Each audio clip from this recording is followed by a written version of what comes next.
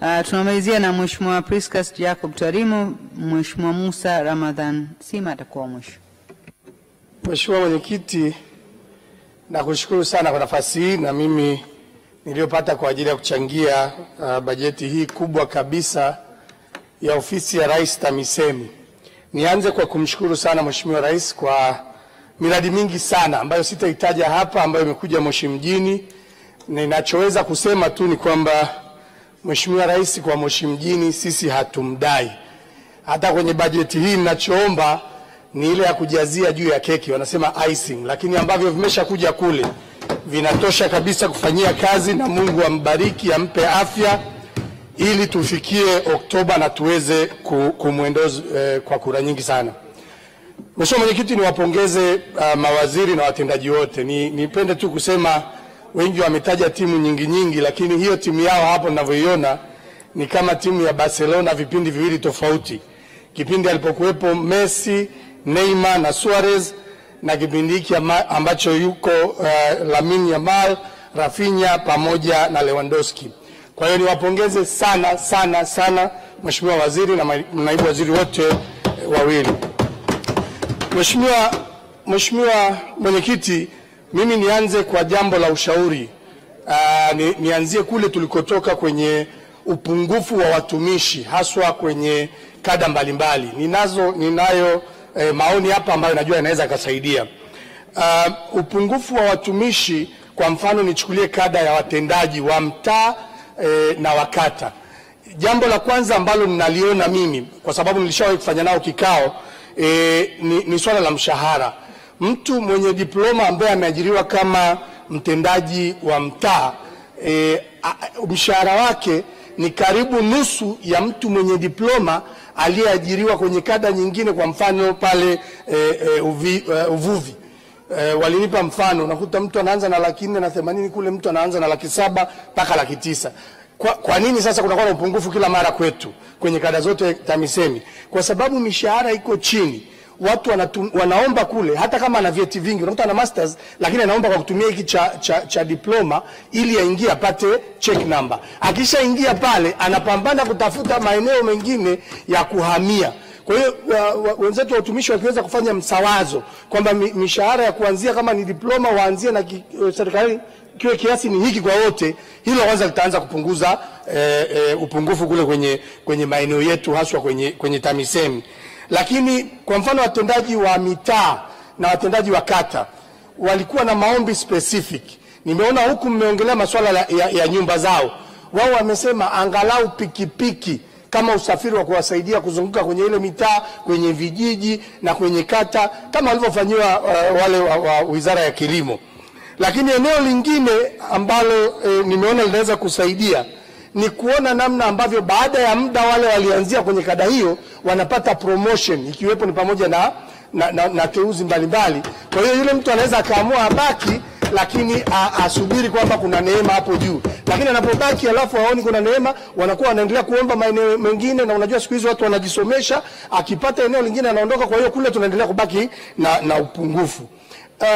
La mwisho ambalo nilikuwa nafikiria haswa yale maeneo ya kijijini ambayo watu wamekuwa wakihama sana. Tulikutana nalo kwenye laki, tulitoa ushauri. Sasa hivi Tanzania nzima ina wasomi.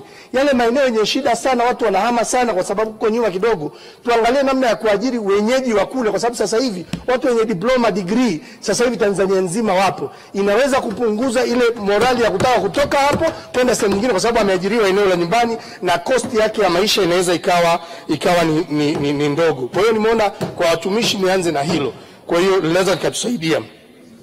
Mheshimiwa Mwenyekiti, ni muombe waziri. Sisi tuna hospitali ya wilaya, nimshukuru sana Mama Samia, niwashukuru wizara wanaendelea kutupa fedha, lakini tofauti yetu na maeneo mengine yote Tanzania, hospitali yetu ya wilaya hatakuwa na eneo. Tumelijenga eneo la eka 6, kwa hiyo tumejenga kwa gorofa. Mkitupa portion ile kwa mwaka, kazi ambayo unakuta sisi tumefanya kwa hela ambayo wenzetu watakuwa wameenda mbali, sisi inakuwa kazi kidogo. Kwa hiyo tunaomba ile lump sum ya kuja kwa kila mwaka watuongezee, au ikiwezekana watu wamishie kabisa hazina, tulipwe kwa certificate, itatusaidia sana. Mheshimiwa mwenyekiti, nimuombe sana Mheshimiwa Waziri. Tumesha kwenda wizarani pale, mimi, mstahiki meya, mkurugenzi, afisa mipango wetu, tumekutana na cheo na nilishawahi kumfuata yeye binafsi zaidi ya mara moja na naibu waziri. Stendi ya Ngagamfumuni, wale CRJE, imekwama kwa muda mrefu. Wale CRJE wana kazi nyingine maeneo mengine. Mkiwapa commitment, na kwa sababu Wizara ya Fedha imeshakubali kulipa, watarudi site. Lile ni eneo letu la muhimu, serikali imeshaingiza bilioni 7 na ni chanzo cha mapato. Tunaomba sana mliangalie ili tuweze jumpstart limalizike. Eneo lingine, Mheshimiwa mwenyekiti, waziri, kipindi ambacho tuliungua soko la Mbuyuni, nilimfuata tukiwa hapa kwa sababu liliungua tukiwa hapa.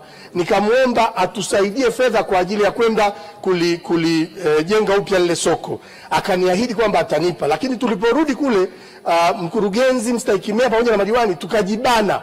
Tukatafuta hela pale, tukalijenga. Sasa kwa sababu tulilijenga kwa hela zile za ndani, ile hela alikuwa atupe, ninamuomba sana atusaidie. Iende kwenye soko la Manyema ambayo ilikuwa ni ahadi ya viongozi wawili wakubwa. Alikuja Mheshimiwa Chongolo, wakamlilia, akasema atakuja kuomba na ameshaleta hayo maombi, lakini alipokuja Nchimbi Moshi pia walimuomba. Sasa huyu Mheshimiwa Nchimbi ni makamu wa rais ajaye na ni mgombea mwenza. Sasa ahadi yake isipotekelezwa itaweza ikatuletea ugumu kidogo. Haitatuzuia kwa chochote. Lakini kama ile hela ambayo ilikuwa utupe kwa ajili ya soko la Mbuyuni tutatupa pale, itatusaidia sana. Lakini option ya pili ambayo inaweza kuomba, kama bado hamjapata fedha, mtupe commitment ya fedha, kwa sababu ilikuwa ni karibu milioni 600, kwamba mtaleta pale ili hela ambayo itajenga vibanda Mbuyuni tukae na halmashauri tuibadilishe iende ijenge Manyema. Vile vibanda, hiyo hela ambayo natupa ije kwenye vibanda, kwa sababu pale Manyema tutakuwa tumefanya kazi kubwa zaidi, kwa sababu wafanyabiashara pale ni kama 1400. Tukijenga vibanda 50 kwa milioni 500, tunaenda kuweka wafanyabiashara 50 tu pamoja, kwamba ni chanzo cha mapato. Kwa hizo option mbili, moja wapo ukiweza kuifanya, mkuu utakuwa umetusaidia sana na soko letu la Manyema litakuwa linafanya vizuri.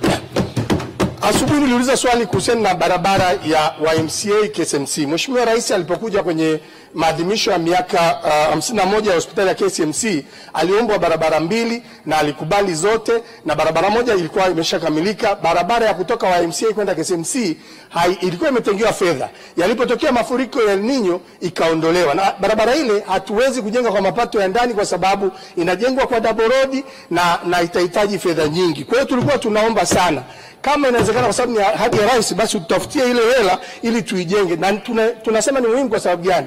Kwa sasa hivi barabara ya Moshi Arusha inajengwa kwa double road.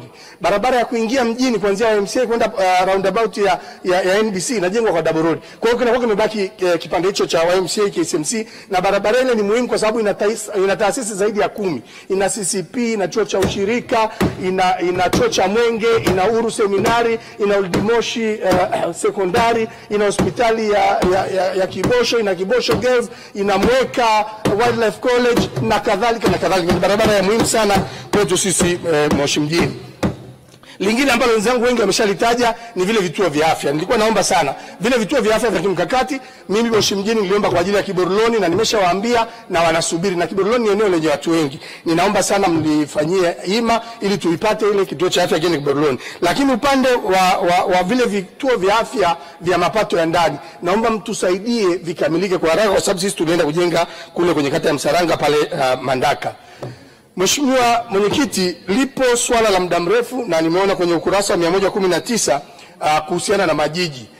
Sasa nilishaleta maombi haya mara nyingi, na bahati nzuri wakati wa mchakato wa Moshi mjini kupanua mipaka yake na au kuwa jiji, nilikuwa diwani na nimeshiriki. Nilimtumia Mheshimiwa Waziri na Naibu Waziri GN namba 219 ya tarehe 25 mwezi wa 6 mwaka 2016 ambayo ilisainiwa na Mheshimiwa Lukuvi. Kwa hiyo sisi tulikuwa tumeshamaliza hatua zote.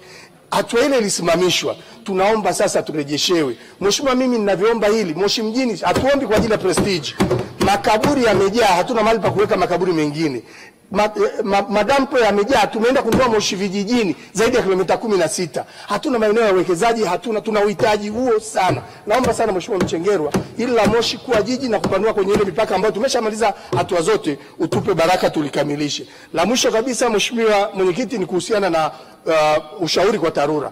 TARURA imekuwa very efficient, lakini kuna eneo moja lina changamoto, eneo la kurepea. Sasa unakuta wanatoa tenda ya repair labda kipindi cha mwanzo wa mwaka mtu anachukua tenda, baadaye unakuta kuna repair ndogo ndogo hawawezi kurepea kwa sababu wanahitaji mpaka watoe tenda. Nilikuwa naomba tutafute mechanism either ya kuwa na mtu ambaye atakuwa ni responsible mwaka mzima au RURA wawezeshwe kwa vifaa vidogo vidogo ili waweze kufanya hizo repair wenyewe. Nashukuru sana, naunga mkono hoja. Asante sana Mheshimiwa Priscus Tarimo. Tunamalizia na Mheshimiwa Musa Ramadhan.